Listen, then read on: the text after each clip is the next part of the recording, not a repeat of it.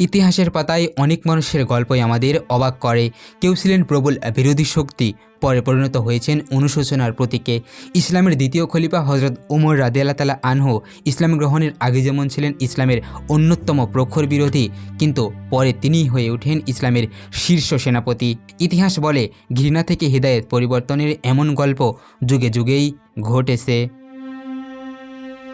ঠিক এমনই এক মানুষের নাম বলবীর সিং, যিনি 1992 সালের 6 ডিসেম্বর ভারতের অযোধ্যায় অবস্থিত ঐতিহাসিক বাবরি মসজিদ ধ্বংসের ঘটনায় ছিলেন অন্যতম নেতৃত্বদানকারী ব্যক্তি।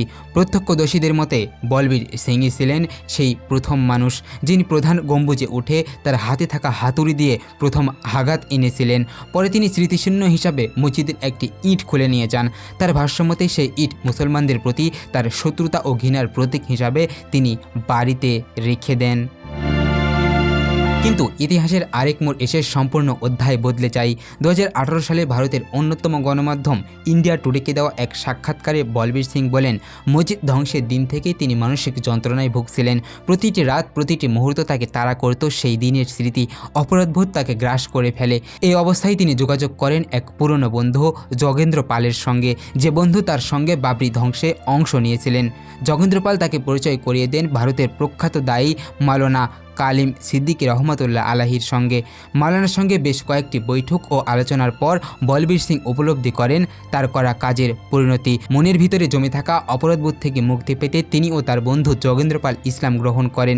ইসলাম গ্রহণের পর বলবীর সিং নতুন পরিচয় পান মোহাম্মদ আমির নামে, আর যোগেন্দ্র পাল পরিচিত হন মোহাম্মদ উমর নামে। কিন্তু ইসলাম গ্রহণের পরও আমিরের মনে শান্তি পুরোপুরি ফিরে আসেনি, কারণ তার মতে বাবরি মসজিদ ধ্বংসে অংশ নিয়ে তিনি যে অপরাধ করেছিলেন তার পায়চিত্র এখনও সম্পূর্ণ হয়নি। 2019 সালে তুরস্কের আন্তর্জাতিক সংবাদ সংস্থা আনাদলু এজেন্সিকে দেওয়া এক সাক্ষাৎকারে তিনি বলেন, 28 বছর আগে আমি ঘৃণায় অন্ধ ছিলাম। বাবরি মসজিদ ধ্বংসে অংশ নেওয়া আমার জীবনের সবচেয়ে বড় ভুল। সেই ভুল শোধরাতে আমি 100টি মসজিদ নির্মাণে ইচ্ছা প্রকাশ করলাম।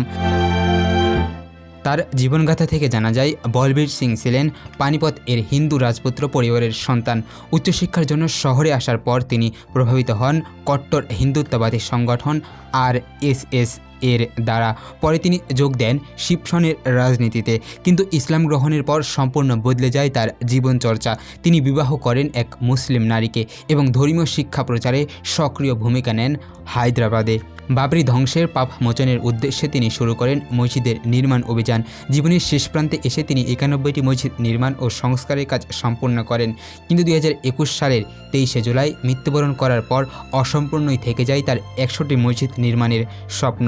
যে মানুষ একসময় প্রথম আঘাত এনেছিলেন উপাসনালয়ে, শেষ পর্যন্ত তিনিই তার জীবনের সবচেয়ে বড় অনুশোচনা থেকে মুক্তি পেতে নির্লসভাবে কাজ করেছেন উপাসনালয়ের পুনর্নির্মাণে। Desk report, general news.